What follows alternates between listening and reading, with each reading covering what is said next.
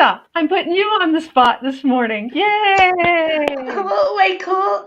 Everyone, I have a sneeze coming on, so hopefully it'll wait just a few more seconds.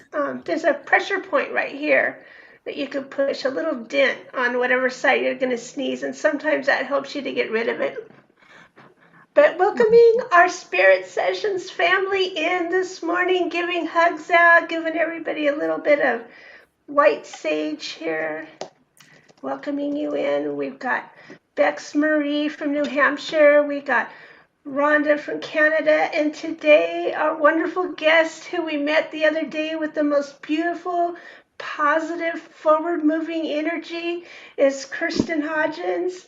Today, what impressed me about her so much was her understanding of the empath and what it is now that you awaken and you're an empath and you know you want to move on. She is able to help you in each and every one of these areas, and to go your furthest, to help you reach the stars, the dreams, everything that you inspire to. So I just loved her energy. Kirsten, welcome to the show. Oh, I am so honored to be here. Thank you.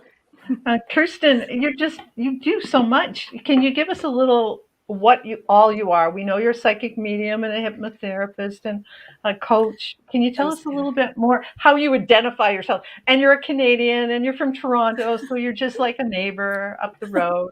It's lovely. Yeah. Welcome. If that's an interesting, because I, putting those modalities on how I support people, those are just tools, right? Tools in your toolbox. But literally it's helping people to become awake and empowered. And I do that through, I'm an expert at unveiling the function of the ego, because being that unhealthy empath as a child and as my young adult life, I really overcame a lot of the struggles and the unhealthy boundaries and fear of being seen, being heard, so that I can actually help others to really trust their soul, to unveil who they truly are without being labeled, and getting over the conditions of who we believe we are. And I know that a lot of people who come to these to your channel are spiritually open minds, so they might even completely get the fact that there's always this inner calling, this resonance of a greater, more higher consciousness of divine or God or the universe or source energy or whatever we call that. So many of the people who I support are shifting into that awakening, and they're going through the journey of knowing who they are as a soul beyond the conditioned mind. That's really, it's so helpful to have someone that understands. I know Teresa was feeling a little bit of a funk the other day, and just your energy was enough to just bring her up a couple of notches. What you did, I want to stop for just a second, Rhonda. For real, I was in because I have bipolar, whatever, right? But so I was in a depression, and I've already known when I come to the depressions, I like to get to where I could be neutral, where I could be receptive to my guides, because really it's just overwhelm that's happening to me. But after listening to you and how you talked about the ego, because I always believed my ego was my friend, but my ego's my overprotective friend. It's my friend that's like, oh my gosh, there's too many things to worry about, just hide away. And so helping me see that the struggle, that I was really just fine inside. I was just listening a little too much to my overactive friend here, and you helped me see that. So, here I am blooming again. So thank you, Rhonda. No, that was great. And thank you for being so vulnerable. Teresa, it's always so wonderful when you're so authentic, and we love you for that. And it always shows up. We have some friends from all over the U.S. and from South Africa today, and it's lovely to see Sherry and Nancy here and Kareth. It's wonderful. Oh, Nancy says she's sure she's in the right place today too. Yay. So your 3 keys to intuitive awakening. What, like, I know when I was a kid, I remember sitting in the cottage beside my aunt who was from the States, and she had a whole bunch of books on being a psychic and psychic, it was paranormal stuff back in the 60s. And I'm thinking, oh, I would really like to be psychic. I would really want to be psychic. So I thought I could just will myself to be psychic. I didn't know that we all are to start with.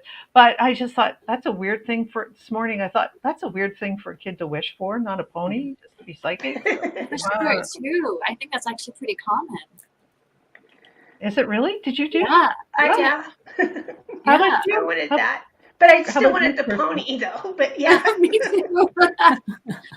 I agree, because that's a lot of the cases when people come to me, they're having those openings, they're at a place in their life when they're secure enough.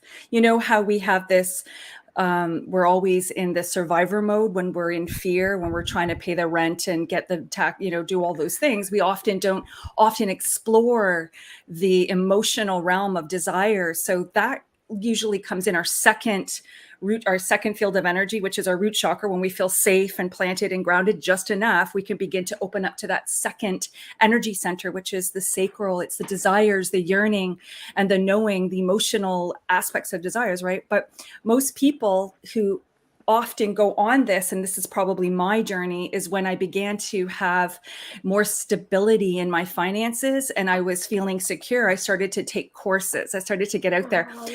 Yeah. And that's where most people, either their kids are growing up, they are leaving the house, or they're changing careers. Whenever they find that second chakra open space, they have more of an inner balance, they begin to seek and ponder. You don't have to have your life in order to be a psychic medium. Everybody is a child of God, a soul.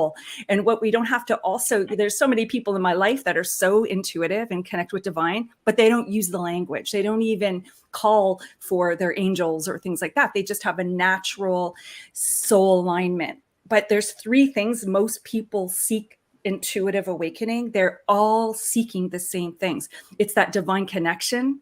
Often it's like, who am I, right? Am I supported? Am I safe? Can I experience peace? All those fundamental needs that we have, they seek divine. They look outside of themselves because they struggle to find that comfort in their current circumstances. The second thing is they trust. They want to have trust in divine. They want to know that the universe has their back. They want to know that that they can actually trust their own intuitive decision-making processes. And that when they get signs and synchronicities, is it my loved one? Like, they're all seeking that trust in divine, that higher part. And the third thing is that people who are seeking intuitive discernment, the third and most profound reason is they want to learn the language of their soul. They want to know, how can I communicate? How can I have that? I used to hear people say, oh, my guides are telling me this. And I used to be so admiring, like, how do they hear their guides when I was really young? Or they would used to say, I just feel like this is what I'm meant to be. And you can't argue with them. They just know it in their gut. And I'm like, I so want to know that language of my soul and how to discern that. And so that's the journey. That's the quest. Those are the three seeking quests that most people are unveiling. And it's really the journey of really knowing who you are on a soul level. It's that awakening journey. And those are the three reasons people come to me in my courses. And then I'm not going to jump ahead, but I would love to get into the three keys, but just let me know if you want to summarize or add anything that I said to my belief that those are the quests that most people seek. And it sort of sounds like those are the quests that back relate to your root chakra, trying to be that secure person in yourself. So like you said, like, you have to grow from there once you're secure in where you are and what you're doing, no matter what. Some people are born with it and they're fine, just going on from there. But most natural, most instinctual is like, we have to be safe, we have to be fed, we have to be clothed, we have to feel trusted. So it would be lovely if we were all born without, that worry. And I think that's why do you think that's why when we're little and we're not aware of, like, the bank balance and everything else, that we can trust our gifts more? Absolutely, because we have less identification over the years. We're not accumulating conditioned mindset. And I think it's by the time we're 7, I believe neuroscientists have mapped out the way the brain develops. But I totally get what you're saying, because that's exactly when I was younger. You kind of know better than the parent, but you just don't know how to give meaning to it. You're kind of in this dazed confusion, and you just get that spirit connection. A lot of the people, the children who I support as empaths, have these beautiful gifts, but they're not nurtured. They're said, oh, because of fear, we shut it down. I totally get that. Yeah. And then and I love to add to this, because once we are in a place that we feel we're feeling that safe and secure, we begin to open up into the second chakra, which is our desires, but then we move up into the third chakra. And if we don't have a good solid identity as for our willpower, if we're wavering in who we think we are and we're playing small versus plugging into the truth and stepping up, and, we have a lot of limited beliefs and old paradigms that keep us from rising into those higher consciousness states. And as we open up, and that could block us from keeping an open heart. And that is one of the most profound things that we could do as a light, as any human on this earth, as we're learning love and compassion, to move out of fear into love. So if we're struggling to feel safe, and we don't want to be rejected, and we're holding on to past, we're restricting our energy field in that capacity to open up our heart to be that oneness that we all seek. We all seek peace and love, right? So yes, as we incrementally move up and heal and balance those polarities, we can become that higher conscious. We can be a channel, a pure channel to divine. Absolutely. Do you think one of the biggest things that we struggle with, no matter who we are, is that we're good enough just the way we are? Absolutely. Worthiness. It's Worthiness.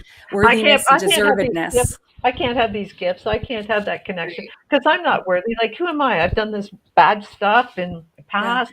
I haven't learned enough. I haven't done whatever, I didn't brush my teeth today, whatever. I'm not worthy for those connections. And you just moved into the first key, perception.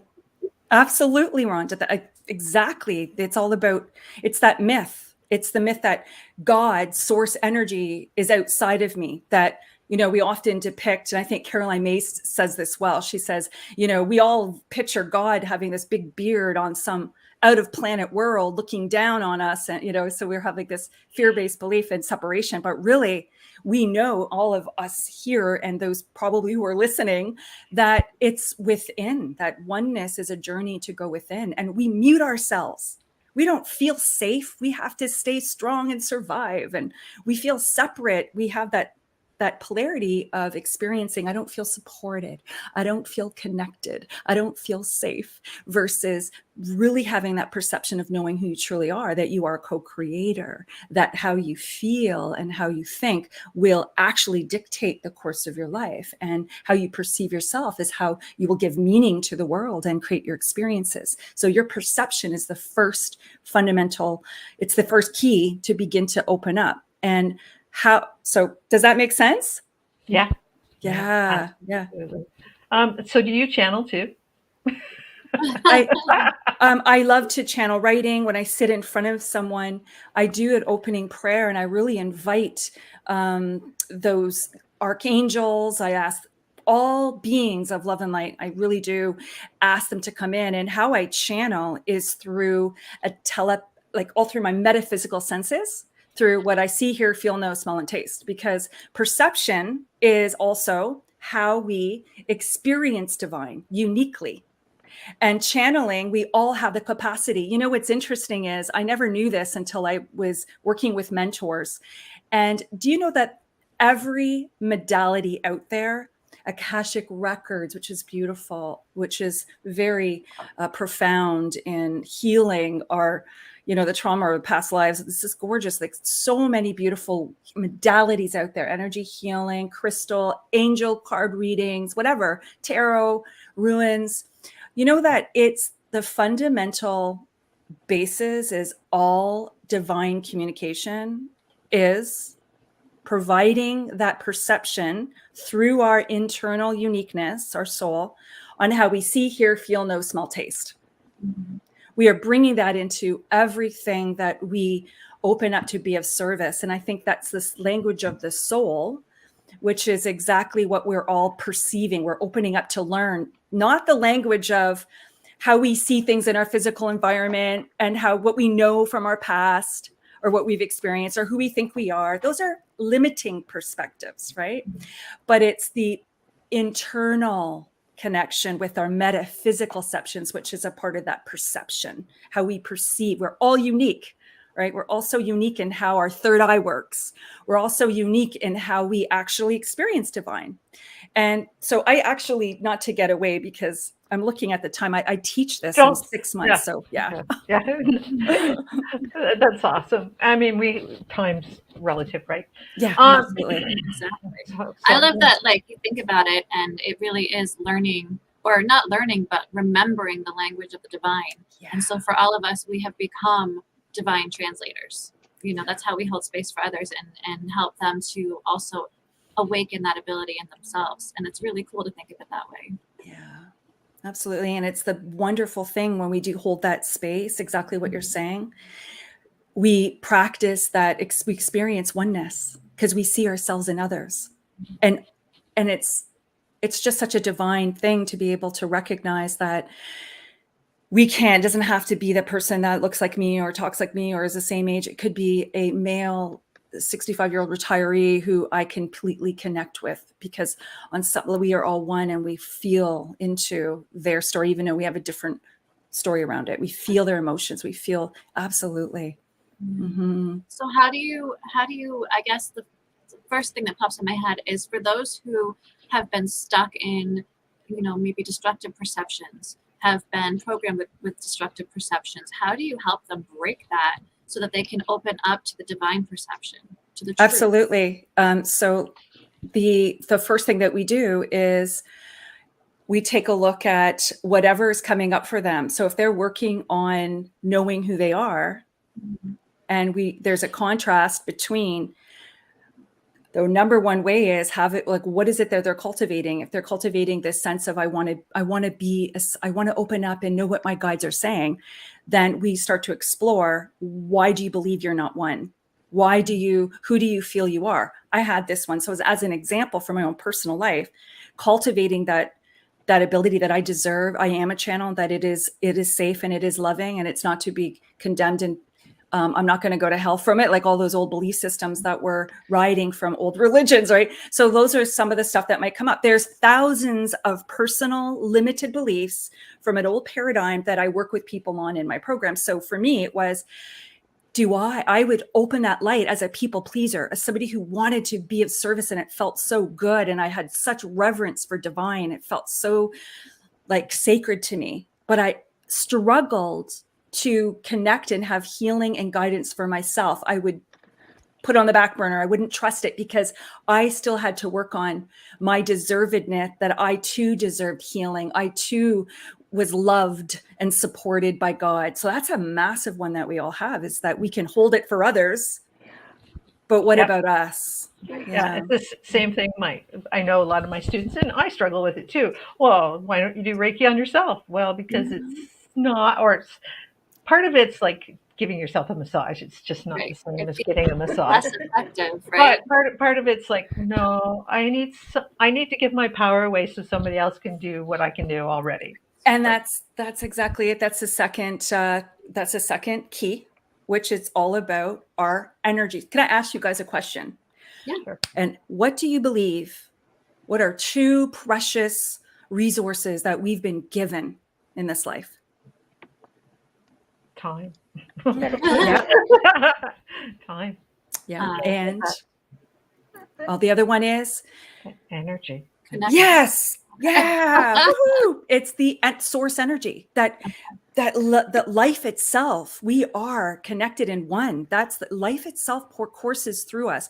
It beats our heart. It grows our hair and nails. It's nature. It has this innate abundance ability, but yet we don't see ourselves as we see ourselves separate.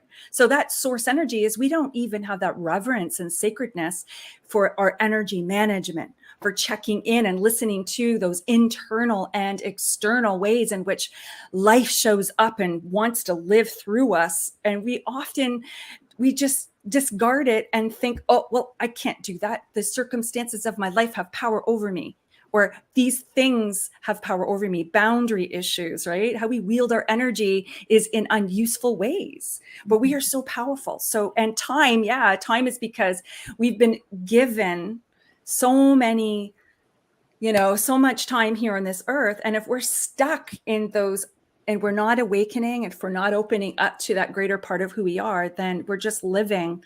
I have a coach that always used to say, you're living the same 99 years the same, or you could live 99 years different and propel and awaken. And that's the evolution, right? Is to know pain and suffering. So not getting out of, but yeah, I absolutely agree with the energy and time.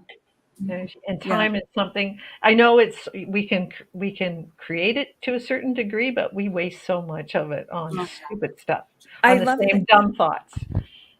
Yeah, and it's not that we're time challenged, it's we're energy challenged. So can I lead you through a bit of an example for those who are listening and watching this back?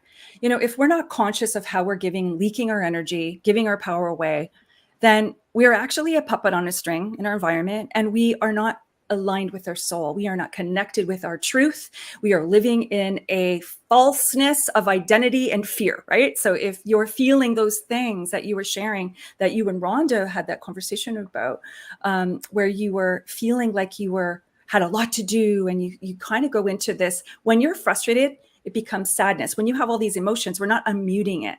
So we often think our way through, or we're thinking into the future, right? So it's all in one, it's like the natures of our body are our physical nature, emotional nature, our mind nature, soul nature, and then there's higher consciousness. But we often just operate in one of those natures, in our push and struggle thoughts, or ego.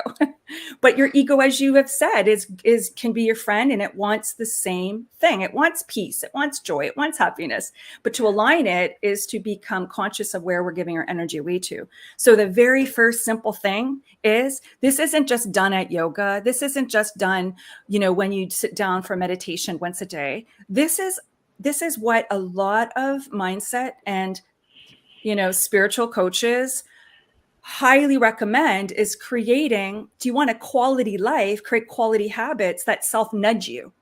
So that means that we have to begin to check in whenever there's a resistance happening within us, that polarity of there's a contrast between life as it is and what soars in my heart. Sometimes that contrast gets so lost that we don't even know what soars in our heart. We're so cut off that it goes into the dark night of the soul. So that means you've waited too long. So you really want to catch it whenever you are not feeling like you are plugged in and tuned into your power, when you're giving your power away, whenever you feel an emotion that is not peace, literally. So if it's 70 times a day, 100 times a day, then you want to self-nudge yourself and say, wow, how do I feel in this moment? Where can I unmute and go into the emotional guidance system that I have been gifted with, this one source energy, where I could plug into the mind of the infinite, where I'm just stuck in the mind of my intellect, right? So how we do that is you literally just take a pause and just map out the sensations in your body. Most people don't give themselves permission to feel how they're feeling during the day because they have to survive. I don't have time to feel. I got to be strong. I got to be tough. On autopilot, right? Right. Absolutely. Great way of saying it. So at least just give yourself an opportunity to observe the sensations. And if you're experiencing peace right now, then or if you have some energy that you were wanting to tap into that's undercurrent, it's always there, but you haven't addressed it. Allow it to just become conscious, acknowledge it through not trying to, spiritual bypass and start to say affirmations. Oh, no, we really do want to acknowledge it, because mapping it out gives you permission. When people don't know how they're feeling, and it's surprising how many people cannot articulate what they feel in the moment. And that's the first question I ask my coach when I'm coaching is, how do you feel? What one word? How do you feel? And they struggle. So then I take a step back and I say, where in your body are you feeling sensations? And often it's pressure on the shoulder, they would say, a tightness in their solar plexus in their stomach. can you just feel anything out? And as you map it, you're literally allowing that energy to be experienced. And then it's literally having a communication with it and saying, what are you saying? And what do you need? And often it's, I seek peace. I'm too busy. And then you can start having that internal connection with yourself. What do you need? Where am I giving my power away to? Am I showing up at the biggest, best version of myself? We need to start having conversations with ourselves, with our soul. Yay. Yeah, I love absolutely. that. Yeah. I wonder if anybody else got a so true says Then we Gina. can create those boundaries. Then we can say, well, I have to get uncomfortable and speak up because this is not serving me. That's where we could. Now, often we know what we can do. We know that we're feeling shame because we keep emotionally eating. We know that we keep falling off the cart or not doing things. But it's if we keep on acknowledging it, but not being in our power to take action, then we do need to cultivate the support, the environment, and we have to be able to look at what we're attached to and what's triggering it. So we could become conscious. A lot of people who go on this spiritual path, it is work.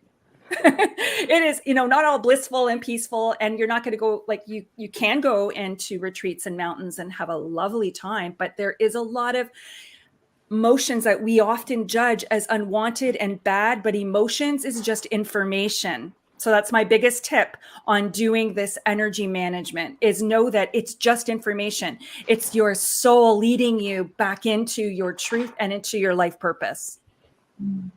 Yeah. Yeah, and those we should look at those emotions as those clues to where we're not on the right track. I mean, if we're feeling resentment, why? Is it because I'm, like you say, giving your power away? You'll do stuff for people, and then you become resentful because you really didn't want to do it, but you thought you had to, being on autopilot. Yes, absolutely. Because that's what clarity is. You know how to have clarity on the path ahead? Is exactly what you're talking about. It's knowing the work you got to do to get there. Well, wow, I have this resistance. I'm deadbeat job sucking the soul out of me. My health is failing. Those are signposts. And that's what we have to put down as our evolution list, I call it.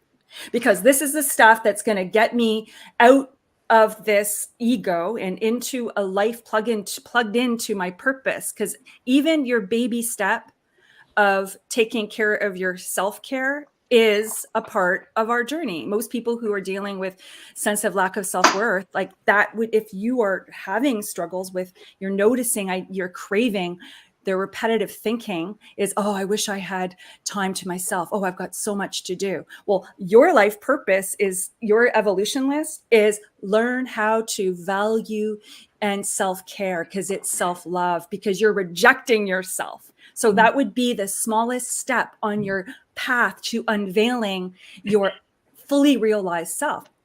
If we start to do that, guess what happens? We open up the door for other beautiful, like other epiphanies to become. Once you start to pull back the energy and align yourself, people support you. People start to back up. People start to energetically treat you different. That's exactly what happened to me when I was overgiving.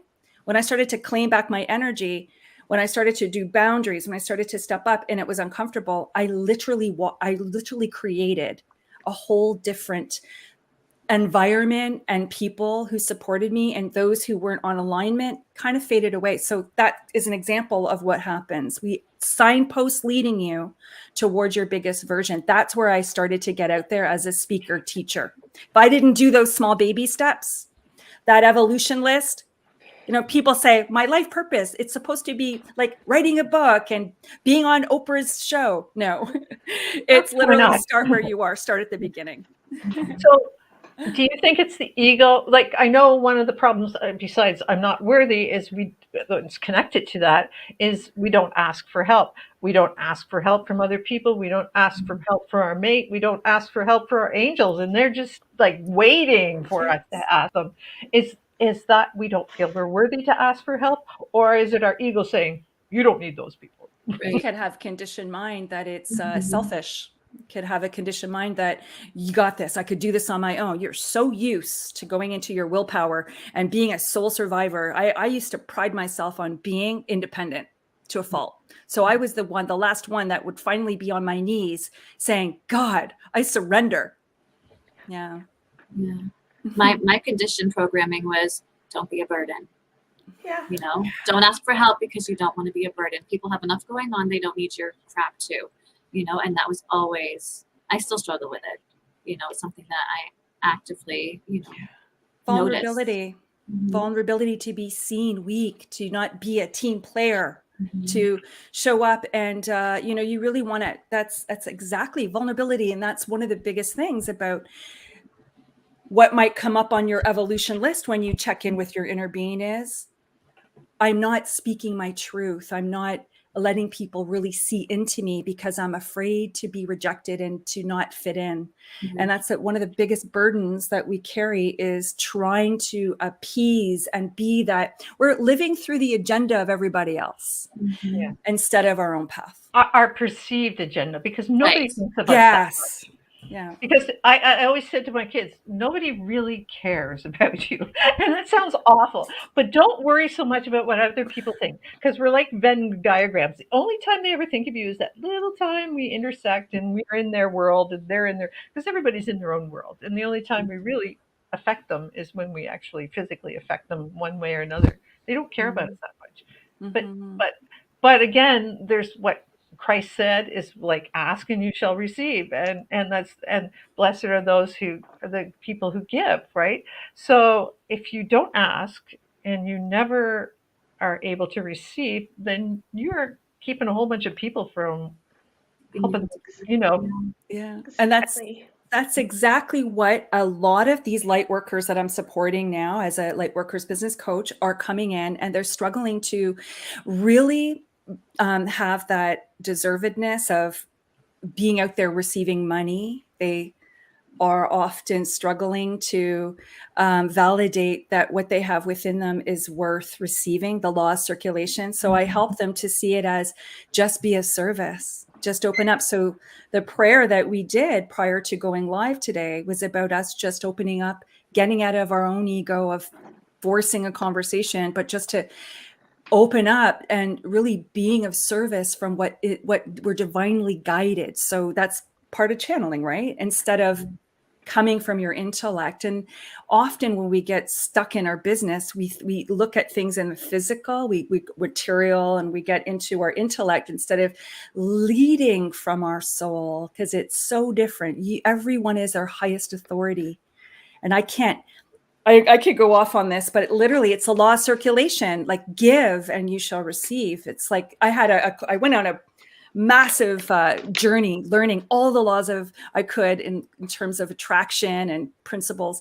And one of the stories that was so cool is we have to be able to, the wood stove says, we're saying, oh, we're cold, give us heat. But the wood stove is going to say, well, put a log in and then I'll generate heat and then you'll be warm. So it's almost like we have to be able to give in order to get, but we also receive in the giving. And there's another quote that I heard. It's the giver of the rose, that the rose lingers on the hand of the giver. Right. So it's like we have, and I don't know who said that, but it's such a beautiful way to understand that law of circulation, that it's a give and take. It's really about not just us receiving or us just giving. It's a balance. And whatever comes up for those light workers, it's an old paradigm that's causing you an imbalance of financial abundance and soul attraction of clients. Yeah. Wow. All right. So can we review the first two keys and then we'll get into the third one? Just so anybody who's popping on, they can just hear again what the first two are, and then we can. Yeah. Divine connection, knowing that the three keys, that's the reasons. Perception, having that perception of knowing absolutely who you are and perceiving the way in which you uniquely, the language of your soul, connect with divine. And that discernment, being able to really open up and understand that your intuitive trust in the divine got your back, and discernment, that how you feel, it's safe to feel yourself because it's your emotional guidance system. And so that's the summary.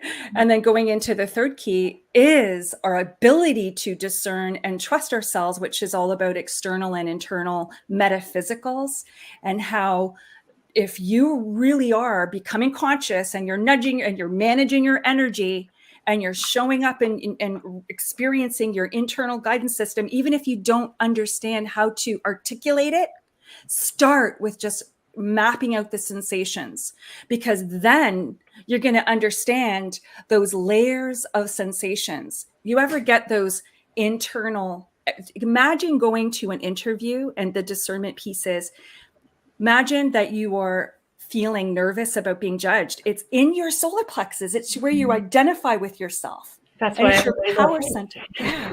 Yep.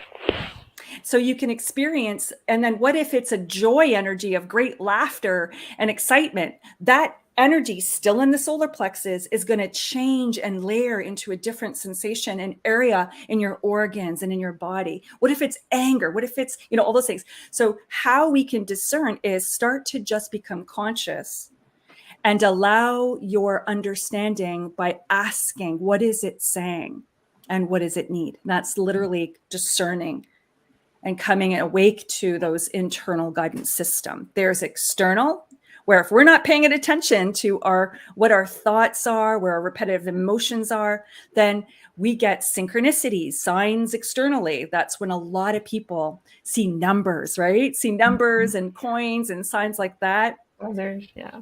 Yeah. And just to finish off this point, it's going from discernment means that you are overcoming your understanding of illusions on separation and fear. And you're moving into incrementally and understanding. And this is not a linear journey. Our evolution is like boop, boop, boop, boop. like a heartbeat. Yeah. Yeah, absolutely. To be one, to understand who we are. And that is literally the 3 keys of becoming intuitive and becoming awake. And of course, there's so much more in this. We could only give what we can today, but yeah. So awesome. What a great, amazing information. very good information. Yeah. Everybody will love that. Thank you so much. It's so great to have you here. So when you, okay, I'm just going to go back to when you figured out you were a psychic medium. How did you figure that out? What sensations did you have? Like, do you see dead people or paranormal? Oh yeah. Paranormal activity in my house. I lived in an old farmhouse, and I was always very an empath. I could feel the emotions of everyone, and I didn't know the meaning to it. Being so young, you don't know the story that is with it. You just feel overwhelmed. I would hide in the closet and cry or have anxiety. And my parents didn't know what was happening, but I can sense energy in the room. So that was one of the first things. I had premonitions. I had paranormal activity that was spirit knew, and they were communicating with me, but I didn't have any support to understand it. A lot of cool things. So that's how, but then I got into high school, got into boys, and, being an empath, I hit it. I wanted to fit in, and I didn't want my friends to think I was a strange woo-woo.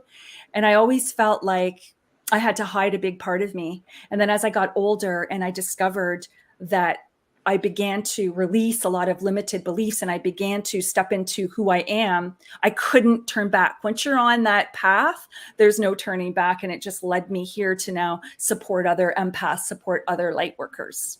Yeah, because a lot of people, like Teresa, thought she was just not mentally stable a lot because she was so empathic. Because and I really, think the same symptoms that they're willing to give you pills to take can be dealt with some people, can be dealt with by just meditation, knowing the self, and understanding your responses and asking for the help you need when you see it. Boy, I don't need a pill for that. I just need to, reach out. Yeah, I totally agree. And I believe that it's complementary to our path of healing and awaking, because all of my second key today was on energy management, and it's really about self-regulating. and understanding what those triggers are on a neurological condition program. And that the more we become aware of it, I struggled with depression and anxiety as well into my adult life. I think 36, I finally managed it through all of the spiritual tools. But I took medication for a short amount of time. So yeah, I can totally relate. But once I began to open up and use those discernment, manage my energy, I was able to self-regulate and to shed and heal the old wounds and the old paradigms, so I could express and project my energy in a new way, which gives me new experiences, sometimes not so comfortable, but everything I did led me to be that speaker, teacher. I'm still growing, but where I am, it just feels like it's been the tools. Mm-hmm. That's awesome. Yeah. Yeah. So, Bex, you have some questions. See, I have the fun questions, the really hard ones. Are you ready? I'm ready. All right. Here's the first one. If you had to choose a song to be the theme song of your life, and it can be just for right now, what would that be? I had the time of my life. Patrick Swayze. Oh, yeah. My 13, almost 14-year-old daughter has discovered that, and oh no. How It's many been times happening in our house a lot. It's a great I love song. it. Yeah. So much fun. I Awesome. just All right. how many times you've watched the movie. No. Yeah. Oh, she watched the movie recently, and she loves it. Loves it. So I have broken her open now. Second question is, what is your favorite crystal right now that you're working with? Oh, well, welcome to my amethyst. It's right here. I wore mine in honor of yours, my little one. It's beautiful. Yeah. Oh, that's gorgeous. Yeah, beautiful. I love that. Thank you. Amethyst I work with a lot too. I even have some under my pillow when I sleep at night. Yeah, this is on my nightstand. I love it. Amazing. Yeah. Okay, the third question is, have you ever experienced extra dimensional intelligence, meaning seen UFOs, had visitations, or anything like that? Yes, actually, dreams when I was very young and incredibly vivid. I also in energy healing, I often experience outerworldly. They have mutually beneficial roles as the loving light that's out there. And often they show up around people because they're very cosmic or they had this soul life. And often how they show up to me is very alien. Like I'll see little UFOs flying around, or I'll just get this consciousness, almost like a Esther Hicks kind of channeled feeling around them, like a council. Yeah. That is awesome. Very cool. Thank you for sharing that with us. And thank you so much for hanging out today. What an amazing experience we get to have with you. Before you go, though, we want you to tell everybody where they can find you and also what's coming up soon for you and how people can get in touch with you. Oh, well, I'm Kirsten Hodgins. So my website, kirstenhodgins.com, simple enough. And my biggest programs is really helping intuitive awakening. I actually call them divine communication. And I also have a whole 3 months or 6 months journey, because after you become conscious, you know how to work with your inner being. You've got this internal awakeness, right? The habits and knowing who you are. We move in, we're very divinely connected. A lot of the people come from, they begin to channel, they begin to trust themselves, they begin to really pull in and have quality of life. They up level their sense of worth. They also begin to trust and hold a higher state of emotions and deservedness to what they expect in this world. And we take them on the journey of awakening and empowerment. So it's intuitive skills, but also awakening empowerment to do exactly what I'm doing. So I support people on being that light, even if it's just in your own family and friends, but many of them journey on, and I support them to get out there and be a light worker. Because there's not enough of us. It doesn't matter. Oh, We're saying, oh, no, we've reached our quota. No. There is no quota. There is no quota. More the better. Yeah. Truly. That's awesome. I mean, every soul is a light worker, honestly. Absolutely. Yeah. That's awesome. Very cool. Amazing. All right. Well, thank you so much. We greatly appreciate you and all that you do and showing up in the world the way that you are. We'll have to catch up with you again sometime soon. Because, there's I would something love about it. your voice. I just love your voice. I have to say. Yes. It's so Canadian, but no, it is like you could be on Audible. But yeah, it's lovely. You have a Aw. and And it's like I've heard you before. well, Oh, Teresa, it was nice to meet you. If she pops on later, but it yeah. was wonderful. Thank you so much for sharing of our energy and the messages today. I really appreciate this. And to all of those who are listening, thank you for joining us. And just one more announcement. We want to thank our two networks that carry our show as well, veryparanormal.com out of the UK. Thank you, veryparanormal.com, and the Breakthrough Show Network, who's carrying us as well. So we're opening up to like just expanding worldwide. We're already worldwide. Yay. So we can only share this out so everybody can share this light and this information and up level. It's just awesome. Thank you so much. And I just have to share the winner real quick. I Yep. have to share it out who shared out the most last week. And don't forget to share out this one, guys, because you have a chance of winning. And we'll announce the winner at the end of next week's episode. So the winner of this week's Soul Spa meditation is Anya Daisy Johansson. So congratulations. And we'll be getting that to you as soon as possible. And thank you all so much to all of our viewers. You guys are why we're here. We love hanging out with you guys every Sunday, and this is what we love to do. This is our passion. So thank you for holding space for us to find these amazing guests and be able to share them with you. Thanks so much. See you next week, guys. Namaste. Namaste.